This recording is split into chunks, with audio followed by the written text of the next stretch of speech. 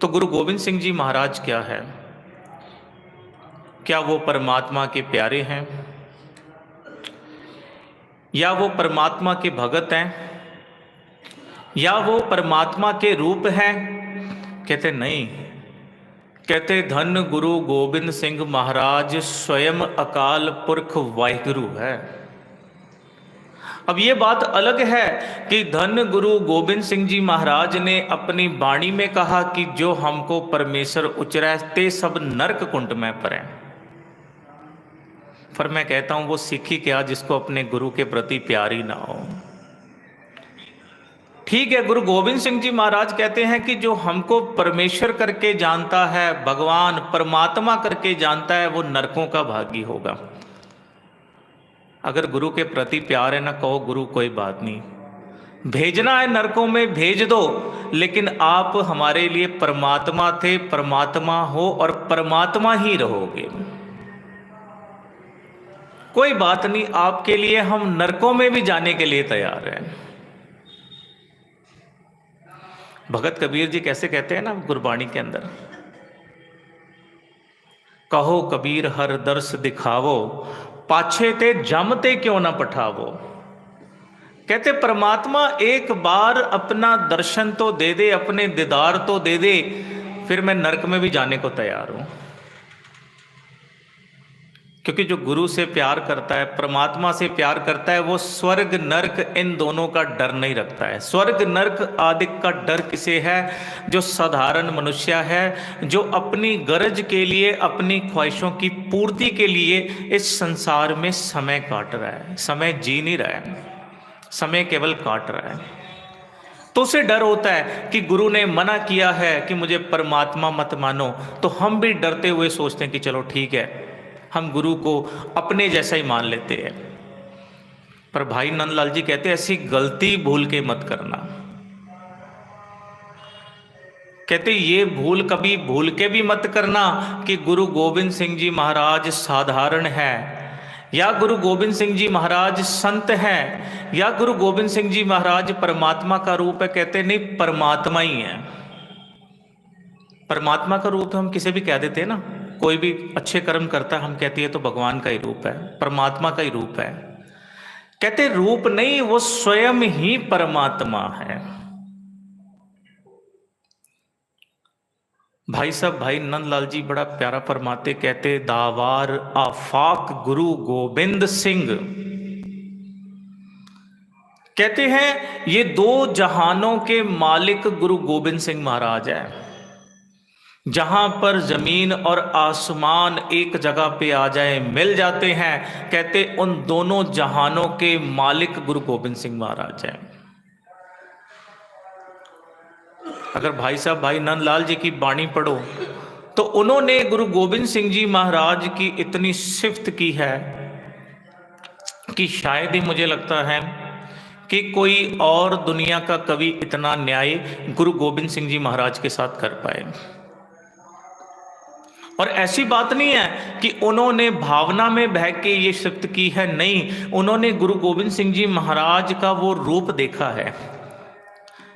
जैसा उन्होंने गुरु गोविंद सिंह जी महाराज को देखा है, वैसा उन्होंने अपनी कलम से गुरु गोविंद सिंह जी महाराज को बयान किया है कि संसार के लोगों, गुरु गोविंद सिंह जी महाराज का स्वरूप क्या है, गुरु गोविंद सिंह जी महाराज का रूप क्या है। कहते किसी धोखे में हम अपना जीवन न व्यतीत कर दें। और धन गुरु गोविंद सिंह जी महाराज इस संसार में जब वो प्रकट हुए तो ऐसा नहीं था कि बहुत जल्दी इस संसार में आ गए। सोचो, धन गुरु तेग बहादुर साहिब हो, स्वयं गुरु नानक का जो रूप हो, माता गुजर कौर जैसी माता हो, पर फिर भी गुरु गोविंद सिंह जी महाराज ने इस संसार में अवतार लेने के लिए कितना समय लगा दिया। फिर भी वो इस संसार में एकदम से नहीं आए, लंबा समय लगा है। आमतौर पर हम देखते हैं कि जब भी किसी का विवाह होता है ना, तो घर में माँ बाप को, सगे संबंधियों को ये उम्मीद होती है कि जल्द ही 1-2 साल में इनके घर कोई संतान भी आ जाएगी। चलो हद मान लेते हैं कि 5 साल तक तो इंसान सोच ही लेता है कि अब कोई संतान इनके घर होगी। नहीं तो संसार के लोग जो है ना, वो कई तरह की बातें भी करते हैं, पर संसार को क्या पता है कि इनके ग्रह में तो स्वयं अकाल पुरख वाहिगुरु ने प्रकट होना है। कोई साधारण बात थोड़ी ना है। इस कायनात के मालिक ने स्वयं प्रकट होना है तो समय तो लगना है। और बकायदा धन गुरु गोविंद सिंह जी महाराज भी कहते हैं कि हम तो इस संसार में आना नहीं चाहते थे, पर उस पिता ने, उस माता ने जो भक्ति की है ना, उस भक्ति के फल स्वरूप हमें आना पड़ा है। लेकिन देखो, ये गुरु गोविंद सिंह जी महाराज की बड़ी निम्रता है, वो स्वयं को कहीं पर भी परमात्मा कह के प्रकट नहीं करते हैं। वो कहते हैं मैं तो परमात्मा का दास हूं, अकाल पुरख वाहिगुरु ने मुझे भेजा है। जैसे धन गुरु नानक देव जी महाराज के जीवन का एक किस्सा, एक साखी आप हमेशा पढ़ते हो कि जब पहली बार भाई लैणा जी उनसे मिले थे तो किस तरह वो गुरु नहीं बल्कि सेवक बन के गए थे। सेवक बन के गए थे, पैदल चल रहे हैं, भाई लैणा जी घोड़ी पर बैठे हैं। गुरु होते हुए भी वो सेवक के रूप में विचर रहे हैं। इसी तरह धन गुरु गोविंद सिंह जी महाराज भी है स्वयं परमात्मा, लेकिन अपने आप को संसार में एक सेवक के रूप में प्रकट कर रहे हैं। वो कहते हैं मैं सेवक हूं, मैं उस अकाल पुरख वाहिगुरु का दास हूं। तो बकायदा उन्होंने अपनी आत्म कथा में भी लिखा है कि अब मैं अपनी कथा बखानो, तप साधत जह विद मोय आनो, हेमकुंड पर्वत है जहां सपत श्रृंग सोबत है तहां। उन्होंने अपनी आत्म कथा में, अब गुरु गोविंद सिंह जी महाराज ने अपनी आत्म कथा क्यों लिखी है? अधिकतर हम देखते हैं कि संसार के अंदर जब भी किसी की जीवनी लिखी जाती है तो लिखने वाला कोई और होता है,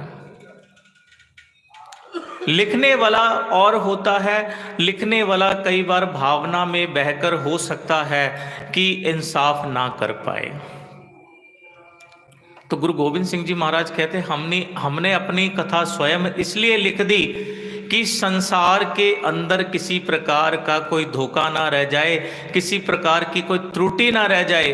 संसार को हम जैसा दिखाना चाहते थे स्वयं को वैसा ही दिखाया है। गुरु चाहते थे कि हम संसार में एक सेवक के रूप में आए, तो हमने संसार को वैसा ही दिखाया है।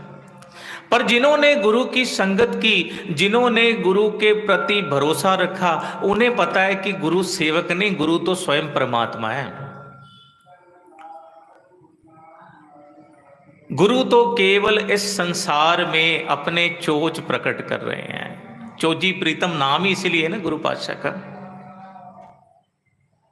कि परमात्मा होते हुए भी एक साधारण मनुष्य की तरह इस संसार के अंदर आए हैं।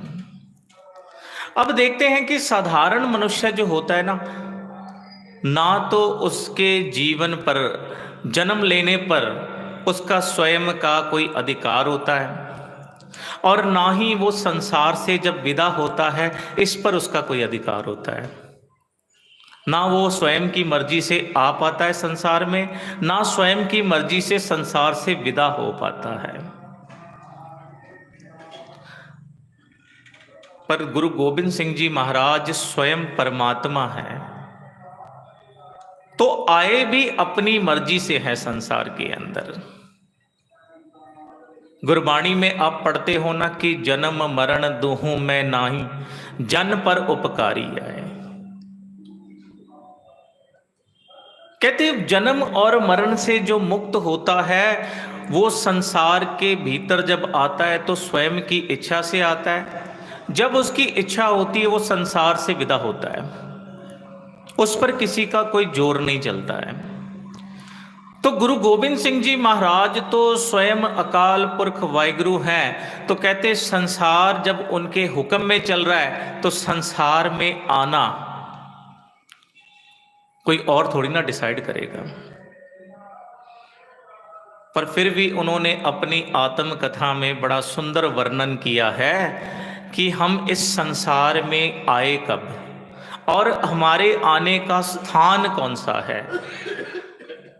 सन 1664 ईस्वी को जब धन गुरु तेग बहादुर साहिब जी महाराज गुरता गद्दी पर विराजे और देखते हैं कि उसके पश्चात उन्होंने एक नगर बसाया श्री आनंदपुर साहिब, और इसके पश्चात वो पूर्व दिशा की यात्रा पर गए और कई स्थानों पर कई जीवों का उद्धार करते करते धन गुरु तेग बहादुर साहिब जी महाराज पहुंचे हैं प्रयागराज त्रिवेणी की धरती पर।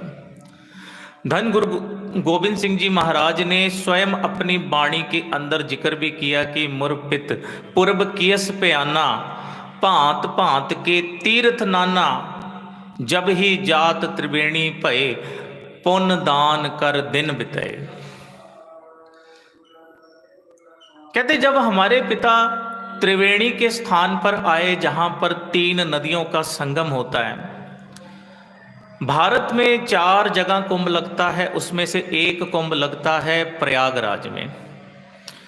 तो प्रयागराज को सनातन के अंदर सारे तीर्थों का सबसे श्रेष्ठ तीर्थ माना गया है, इसीलिए उसके नाम के आगे राज लग रहा है। कहते वो तीर्थ राज है, सभी तीर्थों में सबसे श्रेष्ठ सबसे बड़ा तीर्थ माना गया है। और बहुत से लोगों की मान्यता है कि यहां पर दान पुण्य करने से दान सफल होता है। तो गुरु तेग बहादुर साहब ने भी यहां पर बड़ा दान पुण्य किया है। मान लो किसी के पास खाने के लिए भोजन नहीं तो भोजन का दान किया है, जिसके पास पहनने के लिए वस्त्र नहीं गुरु ने वस्त्र का दान किया है। जो इंसान अपने जीवन में भटक चुका है उसे शब्द का दान किया है, वाणी का दान किया है, ताकि वाणी पढ़ के वाणी को समझ के वो अपने जीवन का उद्धार कर सके। और यहीं पर जिक्र आता है कि धन गुरु तेग बहादुर साहिब जी महाराज के पास ना उस इलाके के कुछ पंडित भी आए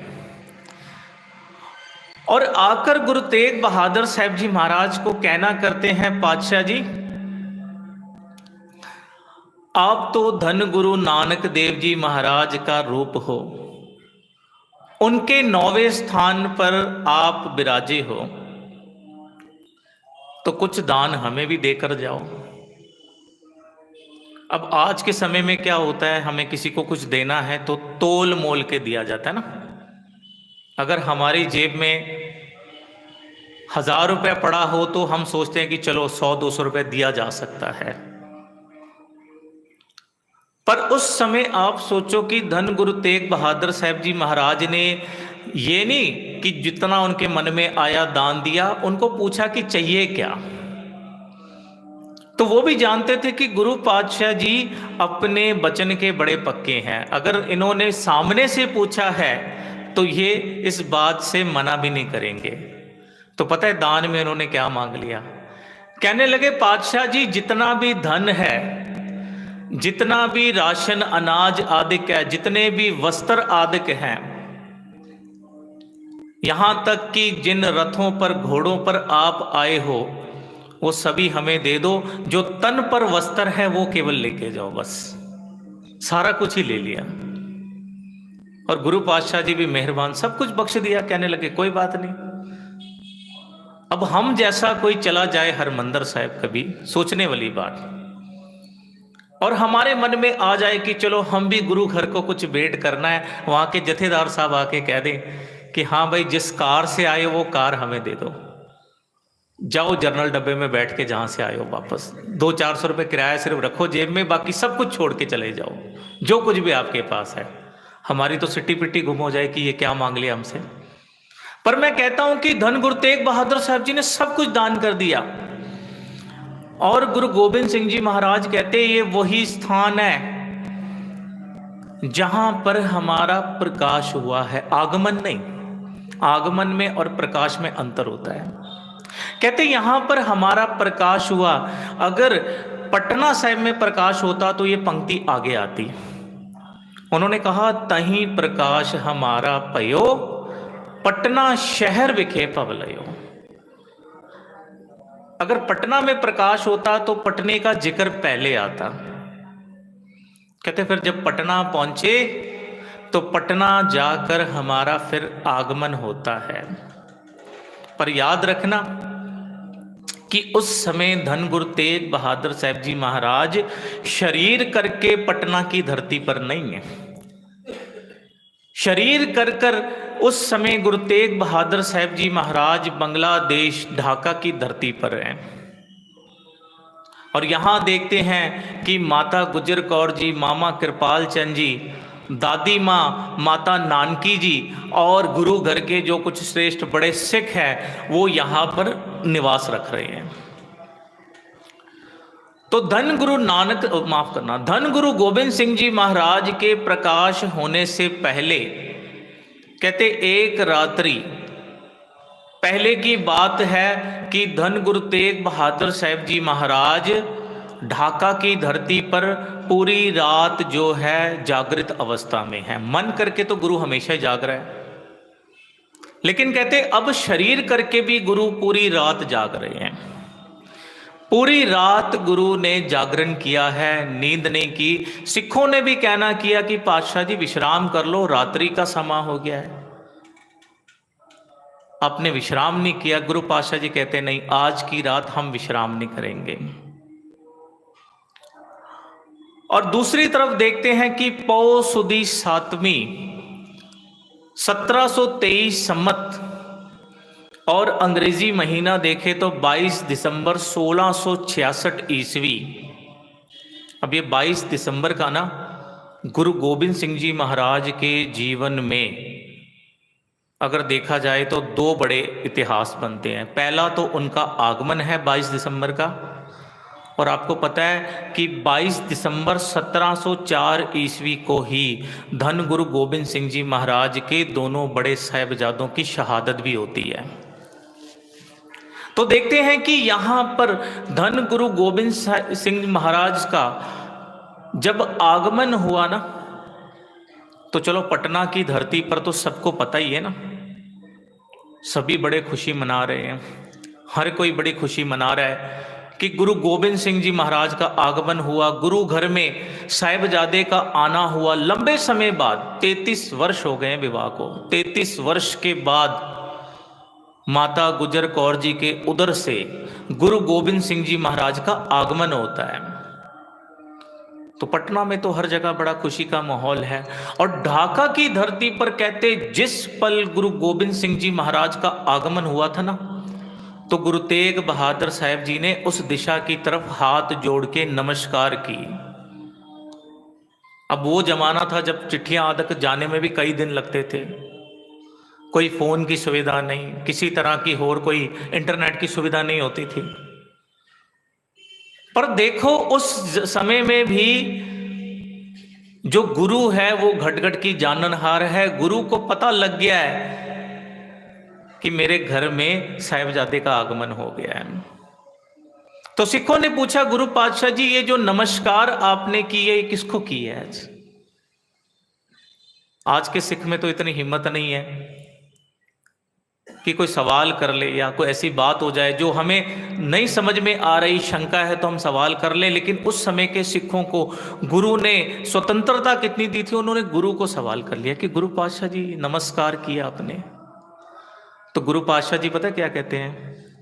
कहते गुरु नानक की गद्दी का वारिस आ गया है। अब देखो स्वयं भी गुरुता गद्दी पे विराजे हैं, स्वयं के लिए ये बात नहीं कह रहे हैं। कहते गुरु नानक की गद्दी का वारिस आ गया है, ये नमस्कार मैंने उसको की है। गुरु नानक का स्वरूप संसार के अंदर प्रकट हो गया है, ये मेरी नमस्कार उस स्वरूप को है। ऐसा नहीं कहा कि मेरे घर में पुत्र आ गया है या मैं पिता बन चुका हूं। वो कहते गुरु नानक का स्वरूप आया है। ये मेरी नमस्कार उस गुरु नानक के स्वरूप को है। धन गुरु नानक साहिब महाराज को मेरा ये नमस्कार है कि वो इस संसार में शरीर करके दोबारा प्रकट हुए हैं। और इस बात को केवल आप कोई भावना मात्र नहीं जानना। भाई साहब भाई नंदलाल जी ने तो बकायदा अपनी वाणी में कहा कि हमू गुरु गोविंद सिंह हमू नानक अस्त हमू शब्द ऊ जोहरो मानक अस्त। वो कहते हैं कि हम ही गुरु गोविंद सिंह हैं, हम ही गुरु नानक देव हैं। कहते अंतर कोई नहीं है। गुरु नानक देव जी महाराज ही गुरु गोविंद सिंह हैं और गुरु गोविंद सिंह महाराज ही गुरु नानक देव हैं। अंतर कोई नहीं है। हम अंतर कर लेते हैं ना, हमें लगता है कि ये कैसे हो सकता है, गुरु नानक देव जी महाराज ने कोई युद्ध नहीं लड़ा, कोई शस्त्र नहीं उठाए, ये कैसे हो सकता है। पर सदैव ख्याल रखना कि विचारधारा में फर्क कोई नहीं है। धन गुरु नानक देव जी महाराज की जो विचारधारा है वही विचारधारा धन गुरु गोविंद सिंह जी महाराज की है। तो कहते अंतर कोई नहीं है। गुरु नानक का स्वरूप ही संसार में प्रकट हुआ है। तो गुरु नानक पातशाह तो स्वयं भी परमात्मा ही है ना, परमात्मा का ही स्वरूप है। ज्योत रूप हर आप गुरु नानक कहायो। या फिर जैसे भट्टों ने कहा कि आप नारायण कला धार जग में परवरे हो। कहते स्वयं ही परमात्मा ने कला वर्ताई और संसार के अंदर शरीर रूप करके प्रकट हुए हैं। अब इसमें कई बार क्या होता है कि कोई तर्कवादी जो होते हैं ना, वो क्या करते हैं कि गुरबाणी की कुछ पंक्तियों को आधार बना लेते हैं कि आप ये कैसे कह सकते हो कि परमात्मा शरीर लेके जन्म परमात्मा जो है शरीर करके जन्म ले रहा है। लेकिन वो लोग क्या करते हैं, केवल कुछ पंक्तियों को आधार बना के तर्क करते हैं, केवल भावना तो होती कोई नहीं है। वो ऐसी पंक्तियां कभी नहीं पढ़ेंगे कि पार ब्रह्म गुर नाही भेद, कभी नहीं पढ़ेंगे, क्योंकि उनको पता है ये सब पढ़ने से उनका पाज उगड़ जाएगा, पोल खुल जाएगी। वो केवल क्या करते हैं, कुछ पंक्तियों को अपने अनुसार उसके अर्थ कर देते हैं और संसार के अंदर पढ़ के बता देते हैं कि भाई परमात्मा शरीर करके कैसे आ सकता है संसार में। जब परमात्मा सारे संसार के शरीरों को बना सकता है तो अपना शरीर क्यों नहीं बना सकता है परमात्मा।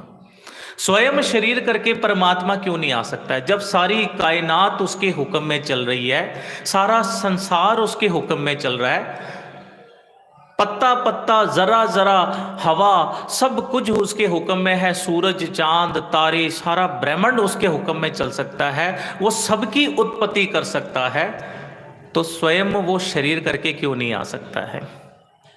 फिर इस तरह से तो हमने परमात्मा की हस्ती को एक दायरे में बांध दिया कि परमात्मा सब कुछ कर सकता है लेकिन स्वयं का शरीर नहीं बना सकता। फिर तो परमात्मा कमजोर पड़ गया। फिर तो हमने ये साबित कर दिया कि सब कुछ परमात्मा कर सकता है, 99% कर सकता है, 1% नहीं कर सकता है। पर भाई नंदलाल जी कहते नहीं, कहते परमात्मा के अंदर वो समर्थ है, परमात्मा स्वयं भी शरीर धारण करके आ सकता है। परमात्मा के अंदर वो समर्था है।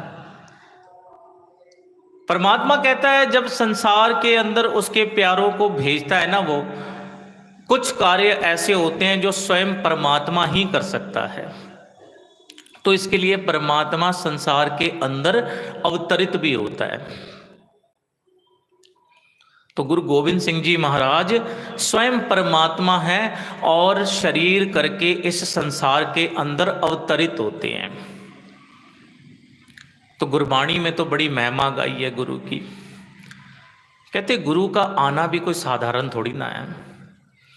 धन गुरु रामदास जी महाराज कितनी सिफत करते हैं कि सा धरती पई हरियावली जिथे मेरा सतगुर बैठा आए, से जंत पए हरियावले जिन्नी मेरा सतगुर देखिया जाए। धन धन पिता धन धन कुल धन धन सो जननी जिन गुरु जणिया माए। कहते वो धरती कितनी पवित्र होगी जिस धरती पर गुरु के पैर लग जाते हैं। अगर चरण छो भी गुरु की हो जाए ना तो वो धरती पवित्र हो जाती। पर सोचो जिस धरती पर गुरु का आगमन हुआ हो वो धरती कितनी पवित्र होगी। जिस धरती पर गुरु ने अपने जीवन के 5 वर्ष बिताए हों वो धरती कितनी पवित्र होगी। वो धरती की महिमा कितनी महान होगी। कई बार क्या होता है पता है कि किसी परिवार का महत्व नहीं होता है। साधारण सा परिवार होता है, साधारण सी कुल होती है, लेकिन उस घर में अगर कोई भगत पैदा हो जाए तो कहते वो माता भी पवित्र हो जाती है, पिता भी पवित्र हो जाता है, वो कुल वो जाति भी पवित्र हो जाती है। पर आप सोचो जिस ग्रह में गुरु गोबिंद सिंह जी महाराज आए वो पिता कितना महान है। वो पिता स्वयं गुरु नानक का रूप है। उस पिता का पिता भी गुरु नानक का रूप है। उसके पिता का दादा भी गुरु नानक का रूप है। उसके पिता का परदादा भी गुरु नानक का रूप है। आप सोचो कि गुरुओं की कुल में जन्म लिया धन गुरु गोबिंद सिंह जी महाराज ने, जिनके केवल पिता गुरु नहीं, जिनके दादा के दादा तक गुरु हुए हैं, जिनकी 6 पीढ़ियों में से गुरु चले आ रहे हैं। ऐसी महान कुल में धन गुरु गोबिंद सिंह जी महाराज का आगमन हुआ है। कहते वो माता भी कितनी पवित्र है, माता गुजर कौर जी।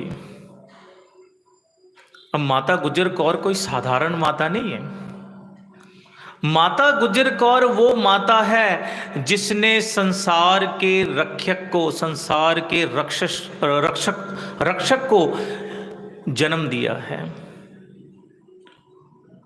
स्वयं अकाल पुरख वाहिगुरु ने उस गोद को चुना है, उस कोख को चुना है जहां उसने प्रकट होना है। तो कोई साधारण माता थोड़ी ना है। कहते आगे वो गुरु भी कितना महान है। धन धन गुरु जिन नाम आराध्या आप तरिया जिन्नी डिठा तिना लय छड़ाई। अब गुरु ने ये नहीं कहा कि मैं परमात्मा हूं, मुझे बंदगी करने की क्या जरूरत है, मुझे संसार में आके तपस्या करने की क्या जरूरत है। कहते नहीं, परमात्मा होते हुए भी तपस्या कर रहे हैं, भक्ति कर रहे हैं, बंदगी कर रहे हैं। आप तो पहले से ही मुक्त थे। कहते जिन जिन के ऊपर गुरु की नजर पड़ी वो भी मुक्त हो गए, वो भी संसार में तर गए। डूबते हुओं को गुरु ने तार दिया है। क्योंकि ये गुरु की कला है कि गुरु आप मुक्त है, इसलिए संसार को मुक्त करने की समर्था गुरु रखता है। कहते संसार के देवी देवता आपको ज्यादा से ज्यादा क्या कर देंगे, संसारिक वस्तुएं बख्श सकते हैं। हो सकता है आपने धन मांगा, देवी देवता कर देंगे पूरी। आपने यश मांगा, आपको मिल जाएगा। आपने कोई भी दुनियावी चीज मांगी, हो सकता है आपकी वो दुनियावी मांग पूरी कर दें, पर मुक्ति नहीं दे सकते। कहते मुक्ति का दाता तो स्वयं गुरु आप है। गुरु के बिना कोई मुक्ति नहीं दे सकता है। तो धन गुरु गोबिंद सिंह जी महाराज स्वयं मुक्त है, मुक्त होके ही संसार के अंदर प्रकट हुए हैं। तो उनके अंदर ये समर्था है कि वो संसार को मुक्त कर सकते हैं। केवल 1-2 व्यक्ति नहीं, पूरे संसार को मुक्त करने की समर्था धन गुरु गोबिंद सिंह जी महाराज के अंदर है। और जब इस संसार में आए हैं ना, तो देखो जो परमात्मा के प्रति प्यार रखते हैं ना, परमात्मा को अलग अलग नामों से जानते हैं। कोई परमात्मा को हरि कह देता है, कोई नारायण कह देता है, कोई परमात्मा को खुदा, अल्लाह, मौला, कितने नामों से जानते हैं। अब आप देखो कि पटियाले के पास घुड़ाम नामक एक गांव है, वहां का पीर भिकन शाह। अब जानता तो है नहीं गुरु को, ऐसा तो है नहीं कि पहले से परिचित है। पहचानता नहीं है, जानता नहीं है, पर उस परमात्मा से लिव जुड़ी हुई है ना। तो कहते आज जो पूर्व दिशा की तरफ उसने शीश नवाया, तो चेलों ने सवाल कर दिया कि ये आप क्या कर रहे हो। कहते लगता है उम्र के साथ आप दिशा भी भूल गए हो कि हमें पश्चिम की तरफ शीश नवाना होता है, पश्चिम की तरफ सिजदा करना होता है। ये पूरब की तरफ सिजदा करके तो आप एक तरह से गुनाह कर रहे हो। तो पता है आगे पीर जी ने क्या कहा था? इतिहास में उनका नाम आया है भीखन श्याम। तो पता है उन्होंने क्या कहा? कहते अब तक मैं गुनाह ही तो करता आया, कहते आज पहली बार मुझे समझ में आया कि सजदा कहां करना है, किसे करना है, किस तरफ करना है। अब देखो, शरीर करके जानते नहीं गुरु को भी। शरीर करके गुरु गोविंद सिंह जी महाराज की आयु 1 दिन है अभी, और कभी मिले नहीं, गुरु परिवार से परिचित भी नहीं है, जानते भी नहीं है गुरु परिवार में किसी को वो, पर लिव जुड़ी हुई है ना। तो अपने चेलों को पता क्या कहते हैं? कहते हम पश्चिम में शीश क्यों नवाते हैं? कहते जी खुदा का घर है। कहते खुदा का घर है? कहते वहां तो केवल खुदा का घर है, पूरब में तो खुदा स्वयं ही प्रकट हो गया है।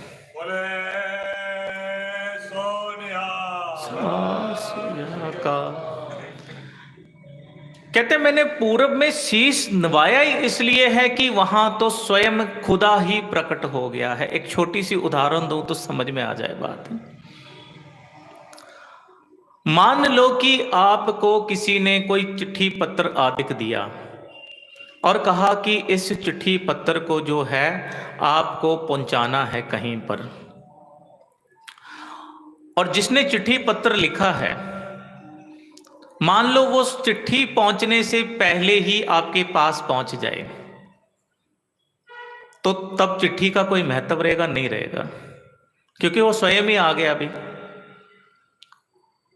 अब जो स्वयं ही आ गया है तो कहते हैं कि उसकी गाथा की क्या बात करनी। जब वो स्वयं आ गया तो स्वयं ही उसके मुताबिक होकर उसके दर्शन करेंगे, दीदार करेंगे।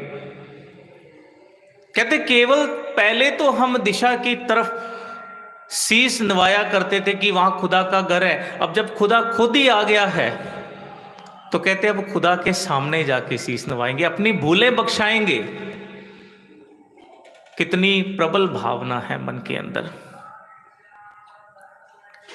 तो कुछ चेले तैयार हुए, 1-2 कहते चलो ठीक है हम भी चलेंगे। कुछ तर्कवादी थे, वो कहने लगे पता नहीं इस उम्र में पीर जी को क्या हो गया है, अच्छे भला इनका आचरण था, पता नहीं क्या हो गया, क्यों आज पूरब की तरफ शीश निभा रहे हैं और कहते हैं कि मुझे जाना है पूरब दिशा में। अब ये भी नहीं पता है कि पूरब की किस दिशा में, किस शहर में, किस नगर में, किस मोहल्ले में गुरु प्रकट हुए हैं। कमाल की बात देखो, केवल एक आभास हुआ है, कोई एड्रेस थोड़ी ना था उनके पास। इतना बड़ा इलाका, अगर आप एक तरफ निकलना शुरू कर दो, हजारों किलोमीटर तक की यात्रा है। उस हजारों किलोमीटर में कितने गांव, कितने नगर, कितने मोहल्ले आते होंगे, कितना कुछ आता होगा। एड्रेस कोई नहीं है, पर एक प्यार है मन में, एक उमंग है, चल पड़े हैं। जहां जहां पर भी समय मिलता है इबादत करते हैं, खुदा की नमाज अदा करते हैं। कहते जब पटना साहिब की धरती पर पहुंचे तो वहां की हवा में ही उन्हें कुछ अलग नजर आया। आप कभी भी एक चीज नोटिस करना, कहते हवा का भी अपना एक महत्व है। किसी स्थान की हवा ही इतनी खुशनुमा होती है कि आपका चंचल मन तुरंत शांत हो जाता है, एकदम से टिक जाता है। और कई जगह की हवा ही इतनी कहते हैं चंचलमयी होती है कि शांत मन भी उखड़ जाता है वहां जाके। कहते जब पटना साहिब की धरती पर पीर जी पहुंचते हैं तो महसूस करते हैं कि यहां आके तो ऐसा प्रतीत हो रहा है कि जैसे समय ही रुक गया हो, समय का कोई महत्व ही नहीं है यहां पर। ऐसा प्रतीत हो रहा है कि मन के अंदर उठने वाले सारे वलवले एकदम से शांत हो गए हैं। तो कहते हो ना हो, मुझे लगता है ये वही धरती है जहां खुदा का आगमन हुआ है, जहां खुदा ने आना किया है संसार के अंदर। कहते लोगों से पूछना किया कि इस धरती पर सुना है कि किसी ऐसे का जन्म हुआ है कि जिसके आने के बाद हर तरफ खुशी का माहौल है। तो यकायक सबने कह दिया वो तो गुरु तेग बहादुर साहब जी महाराज के घर जो साहिबजादे आए हैं ना, बाल गोविंद राय, कहते उनके आने के बाद ऐसा प्रतीत हो रहा है कि हमारे नगर में अब कोई कष्ट ही नहीं रहा, कोई तकलीफ ही नहीं रही, सारी तकलीफें खत्म हो गई है। अब मन में उम्मीदें और बढ़ गई, हो ना हो ये वही खुदा है जिसकी तलाश में मैं निकला हूं। तो जब वहां पहुंचे तो क्या देखते हैं, मांगने वाले भी बड़े पहुंचे हुए हैं। होता है ना, जब किसी के घर में कोई बच्चा जन्म लेता है तो मांगने वाले भी बड़े पहुंच जाते हैं। सब मांग रहे हैं वहां पर, कोई मिठाइयां मांग रहा है, कोई पैसा मांग रहा है, कोई वस्त्र मांग रहा है। मामा कृपाल चंद जी सबको बांट रहे हैं कुछ ना कुछ। अब पीर जी की निम्रता तो देखो कि वो भी मांगने वालों के बीच में जाके बैठ गए। वो क्या मांगने आए थे?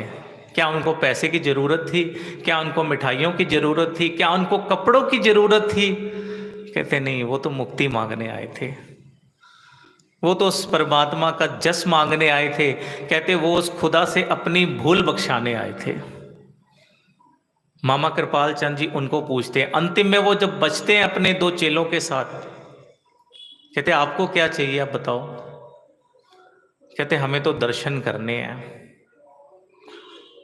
आपके ग्रह में जिस बालक का आना हुआ है, हमें एक बार उनके केवल दर्शन करवा दो।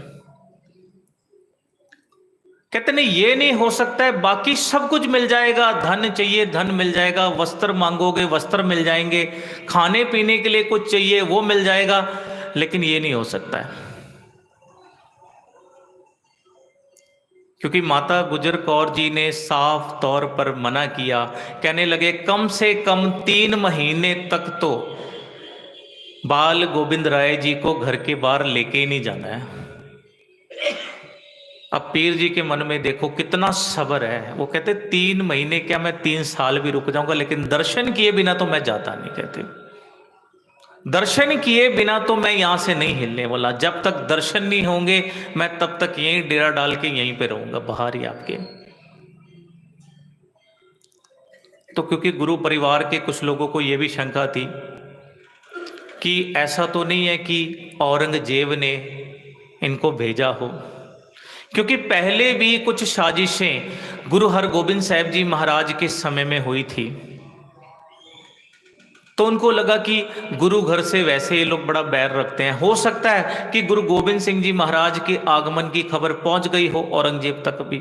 हो सकता है उसने अपना कोई बहरूपिया पीर के रूप में भेजा हो, कहीं नुकसान ना पहुंचा दे साहबजादे को। तो कहते जब बड़े दिन बाहर रहा, विरलाप करता रहा, रोता रहा, 3 महीने का समा बीत गया है, तो तब जाके मामा कृपाल चंद जी को लगा कि नहीं, वाकई में ये तो कोई गुरु का आशिक लगता है, ये तो गुरु के प्रति प्रीत रखने वाला कोई उसका प्यारा लगता है, जिसको ना भूख की परवाह है ना प्यास की परवाह है, जो हर हाल में केवल और केवल एक ही स्थान पर रह रहा है, 5 वक्त अपनी नमाज अदा करता है और पूरा वक्त उस द्वार पर ही नजर टिका के रखता है। क्या पता भूले चुके कभी गुरु को बाहर ले आए तो मुझे दर्शन हो जाए। सब्र कितना है देखो। और हम जैसे क्या करते हैं, हरमंदिर साहब भी कई बार चले जाते हैं ना, और पता लग जाए कि आधा 1 घंटा लगना, हम कहते चलो कोई नहीं, बाहर से मत्था टेक लेते हैं, कौन लगेगा लाइन में। अभी होता है ना ऐसे कई बार, कई मैंने ऐसे देखे वो 1 आधा घंटा भी लाइन में लगना, वो कहते कौन लगेगा इतना, ठीक है बाहर से हो गए दर्शन, अंदर जाके क्या करना है। कई ऐसे भी हैं। पर उस पीर से सीखो कि गुरु के प्रति प्यार क्या होता है, गुरु के प्रति प्यास क्या होती है। वो कहता है 3 महीने भी रुक जाऊंगा मैं, कोई बात नहीं। और ऐसा नहीं है कि कोई उसको बड़ी अच्छी सुविधा मिली हुई है, कोई अच्छे कमरों में रह रहा है, अच्छे भोजन कर रहा है, कहता है नहीं। कहते जब वो मंगतों को खाना बांटा जाता था ना गुरु घर से, मांगने वालों को, उसी में से थोड़ा बहुत लेके खा लिया करते थे वो, और खुदा की इबादत में जुड़े रहते थे। फिर आया वो भी समा कि जब उनको धन गुरु गोविंद सिंह जी महाराज के पहली बार दर्शन होते हैं। अब यहां कमाल की बात आप देखो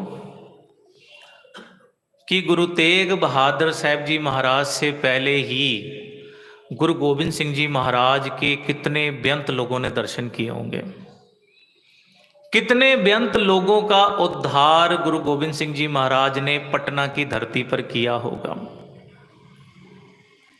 क्योंकि गुरु तेग बहादुर साहब में और गुरु गोविंद सिंह जी महाराज में कोई अंतर तो है नहीं ना, क्योंकि स्वयं गुरु गोविंद सिंह जी महाराज को गुरु तेग बहादुर महाराज ने कह दिया गुरु नानक की गद्दी के वारिस हैं ये। ऐसा नहीं है कि 9 वर्ष की आयु में जाके घोषित किया था कि अब इनको गुरता गद्दी हम दे रहे हैं, उनके आगमन पर ही कह दिया था कि गुरु नानक का वारिस आ गया है।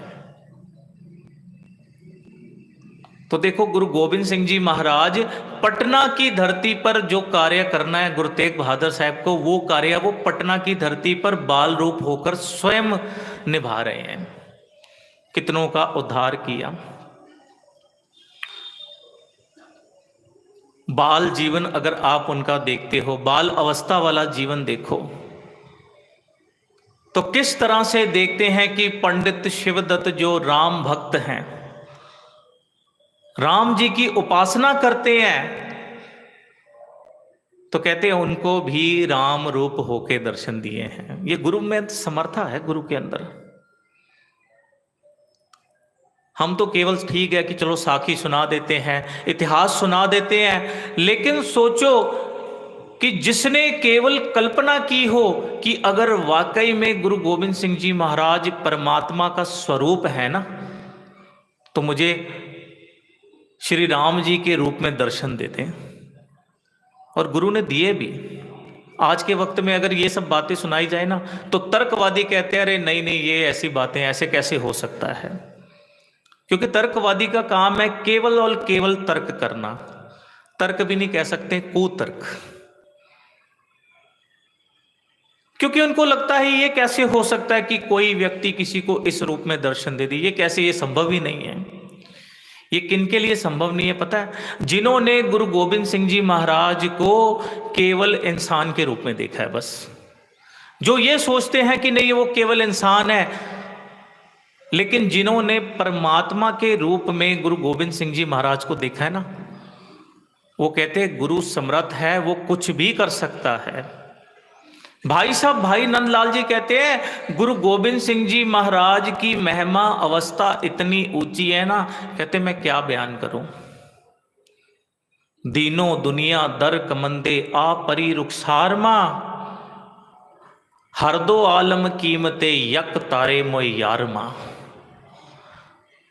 भाई नंदलाल जी कहते हैं गुरु गोविंद सिंह जी महाराज की अवस्था इतनी बड़ी है ना, इतनी ऊंची है कि 2 जहानों को एक तरफ कर दो, और कहते हैं उनके शरीर का एक रोम, एक केश एक तरफ कर दो, कहते वो केश उस 2 जहानों से कई ज्यादा कीमती है।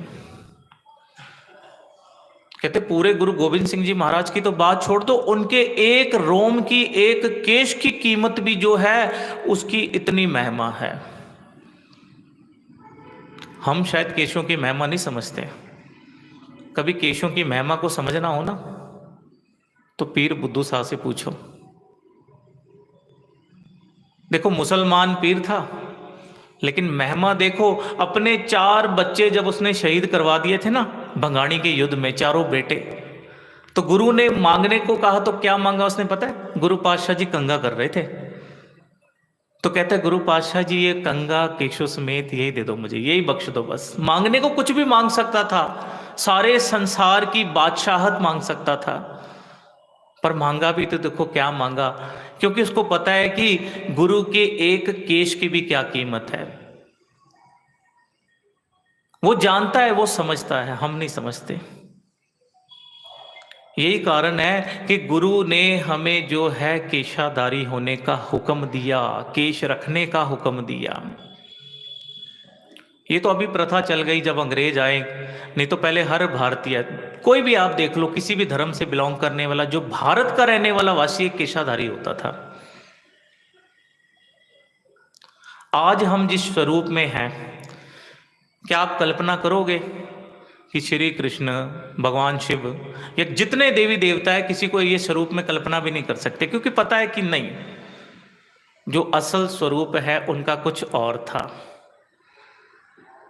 तो आप खुद सोचो कि गुरु गोविंद सिंह जी महाराज की इतनी महिमा है कि उनके सिख कहते हैं कि उनके एक केश की, एक रोम की कीमत भी अगर अदा करनी हो, दो जहान को एक तरफ रखकर भी नहीं अदा की जा सकती है।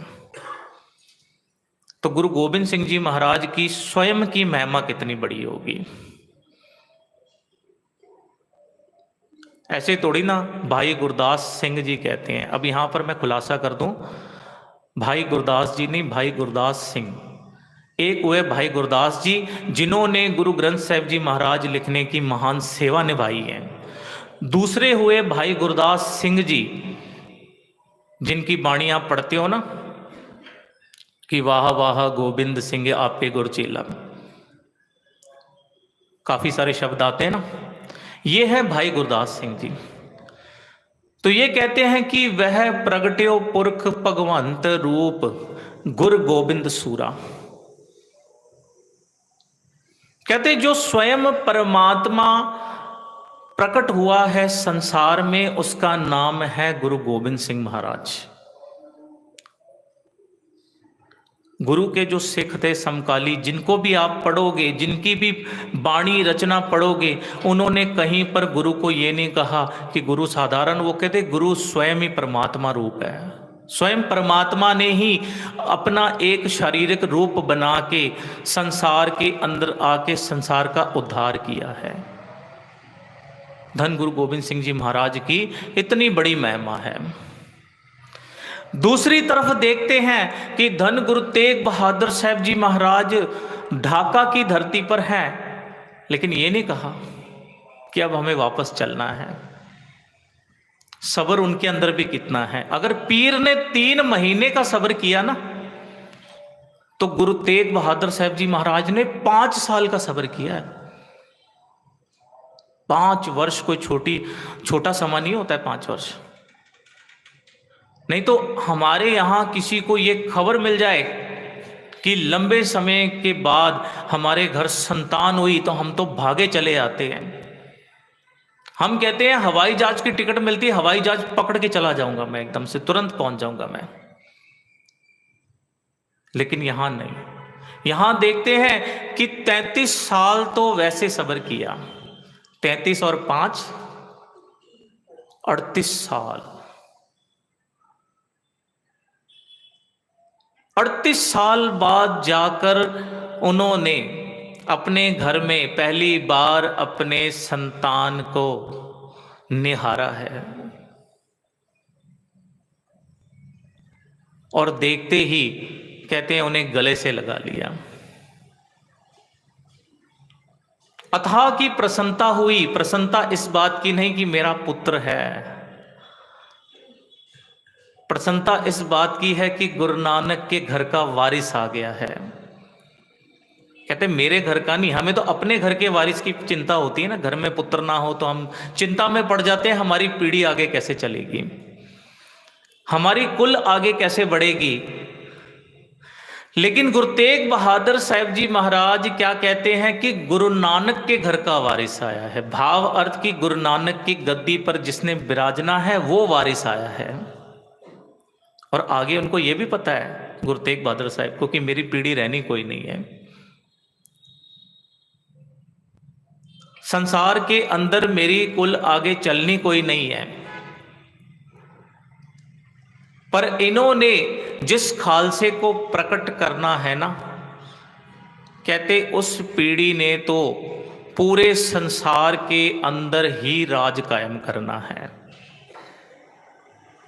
आज हम खालसा राज की बात करते हैं ना, गुरु गोबिंद सिंह जी महाराज के द्वारा, तो पूरे संसार में खालसे का राज है ही है, किसी ना किसी रूप में आप देखोगे तो।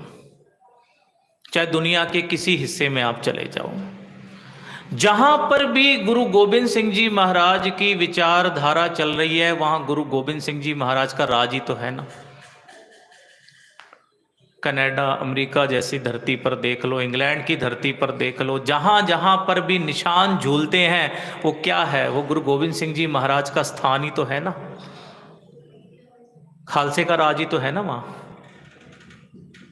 तो धन गुरु गोबिंद सिंह जी महाराज ने इस संसार में प्रकट होकर संसार का उद्धार किया है।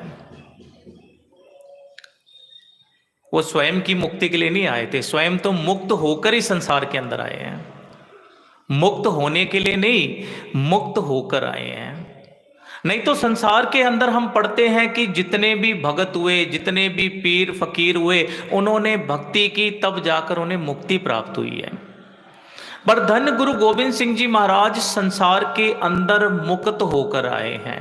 मुक्त होने के बाद उन्होंने संसार के अंदर प्रकट होकर संसार को भी मुक्ति बख्शी है, संसार के लोगों को भी मुक्त किया है। धन गुरु गोबिंद सिंह जी महाराज के नाम के आगे इतने लक़ब जुड़ते हैं कि जिसका कोई अंत ही नहीं है। आज ही मैं आया था तो मैंने ये जो लक़ब पढ़े गुरु साहब के, तो बड़ा अच्छा लगा कि किस तरह से गुरु गोबिंद सिंह जी महाराज की सिफ्त को दीवारों पर हमने उकेरा है, दीवारों पर उनकी सिफ्त को बयान किया है। कितनी भी हम सिफ्त कर लें गुरु गोबिंद सिंह जी महाराज की, कहते हैं कलम छोटी पड़ जाती है। करतार की सौगंध है, नानक की कसम है, जितनी भी करूं गोविंद की तारीफ वो कम है। हरचंद मेरे हाथ में पुरजोर कलम है, सतगुरु के लिखूं वसफ कहां ताबे रकम है। कहते इतनी ताकत कहां है कि मैं गुरु गोबिंद सिंह जी महाराज की सिफ्त को लिख सकूं, उनको गा सकूं, उनको बयान कर सकूं, इतनी ताकत ही कहां है मेरे पास। एक आंख से बुलबुला क्या कुल बहर को देखे, साहिल को या मंझधार को या लहर को देखे। कहते एक तो मेरे पास आंख है, इस एक आंख से मैं क्या देखूं क्या ना देखूं। गुरु सागर क्या, सागरों का भी महासागर है। करोड़ों अरबों सागरों को एक जगह एकत्र कर दो, तब भी कहते हैं गुरु की महिमा उससे ज्यादा विशाल है, उससे बड़ी महिमा गुरु की है। हो सकता है आने वाले समय में कोई ऐसी साइंस आ जाए जो सागर को भी माप के बता दे कि सागर है कितना बड़ा है। पर कहते गुरु गोबिंद सिंह जी महाराज की महिमा को ना नापा जा सकता है, ना तोला जा सकता है, ना गिना जा सकता है, ना मिना जा सकता है। संसार की कलम खत्म हो जाएगी, स्याही खत्म हो जाएगी, समुद्र को स्याही बना के लिखना शुरू कर दो वो भी खत्म हो जाएगी, लेकिन गुरु गोबिंद सिंह जी महाराज की सिफ्त को हम फिर भी पूरा बयान नहीं कर सकते हैं। सो गुरु प्यारो, धन गुरु गोबिंद सिंह जी महाराज का आज संसार के अंदर आगमन पर्व जो है बड़े ही जोश और उत्साह के साथ मनाया जा रहा है। गुरु गोबिंद सिंह जी महाराज के जीवन को पढ़ना विचारना हम सभी का फर्ज बनता है कि केवल गुरुपर्व पे नहीं, पूरा जीवन हम पल प्रतिपल जितना भी समय मिलता है गुरु साहब के जीवन को विचारा करें हम, और विचारने के बाद गुरु के जीवन के जो अंश हैं हम अपने बच्चों के साथ भी इसको साझा करें। बताएं कि हमारे गुरु की महिमा क्या है, उन्हें बताएं कि गुरु ने हमारे लिए क्या कुर्बानियां दी। गुरु का इस संसार में आने से, गुरु के इस संसार में आने से हम किस तरह से कृतार्थ हुए हैं, ये सारी साखियां आप बच्चों के साथ जरूर साझी करा करो, बताया करो उन्हें। कोई फर्क नहीं पड़ता है टीवी में हम एक दो सीरियल कम देख लेंगे, न्यूज़ चैनल में आधा एक घंटा न्यूज़ कम देख लेंगे, कोई फर्क नहीं पड़ता है, क्योंकि उससे हमें लाभ कुछ नहीं होना है। पर गुरु की महिमा को जब हम देखेंगे, सुनेंगे, विचारेंगे, आगे साझा करेंगे, तो क्या पता कब गुरु की मेहर हो जाए, क्या पता कब गुरु हमारे हृदय में आके बस जाए, क्या पता गुरु गोबिंद सिंह जी महाराज की कब हम पर रहमत हो जाए, उस अकाल रूप गुरु गोबिंद सिंह जी महाराज के दर्शन दीदारे हो जाए और इस संसार में हमारा आना सफल हो जाए। सो इतनी बेनतियों को प्रवान करना। हुई भूलों चूकों के लिए दास आप सभी से क्षमा याचना चाहता है। एक बार आप सभी को धन गुरु गोबिंद सिंह जी महाराज के प्रकाश पर्व की बेअंत बेअंत बधाइयाँ। गुरु पातशाह जी हम सब पर अपनी रहमत बरसाएं, कृपा करें, अपने दर घर से हमें नाम बाणी की दात बख्शें, गुरसिक्खी वाला जीवन बख्शे। इतनी बेनतियां हैं, इतनी बेनतियों को प्रवान करना। आइए फतेह बुलाएं। वाहिगुरु जी का खालसा, वाहिगुरु जी की फतेह।